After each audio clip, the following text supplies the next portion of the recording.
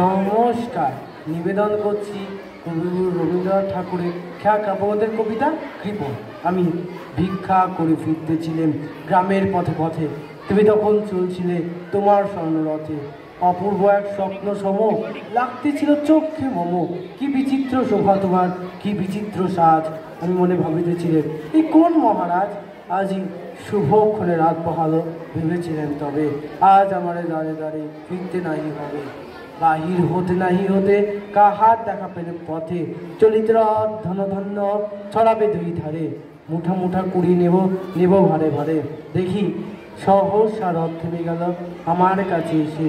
আমার মুখ বাড়ে চেয়ে নামলে তুমি হেসে, দেখে মুখের প্রসন্নতা জুড়িয়ে গেল সকল ব্যথা। কেন বলে কিসের লাগি তুমি অকস্মাৎ, আমার কিছু দাও গো বলে বাড়িয়ে দিলে হাত। মুড়ি এ কি কথা রাজা ধীরাজ, আমায় দাও গো কিছু। শুনে ক্ষণকালের তরে রইল মাথা নিচু। তোমার কি বাবা আছে ভিখারি ভিক্ষুকের কাছে, এ কেবল কৌতুকের বসে আমায় প্রবঞ্চনা। ঝুলি হতে দিলেম তুলে একটি ছোট কণা, যবে পাত্রখানি ঘরে এনে উজাড় করি, এ কি ভিক্ষা মাঝে একটি ছোট সোনার কণা দেখি। দিলেম যার আজ ভিখারি রে, স্বর্ণ হইল ফিরে। তখন কাঁদি চোখের জলে দুটি নয়ন ভরে, তোমায় কেন দিইনি আমার সকল শূন্য করে। নমস্কার।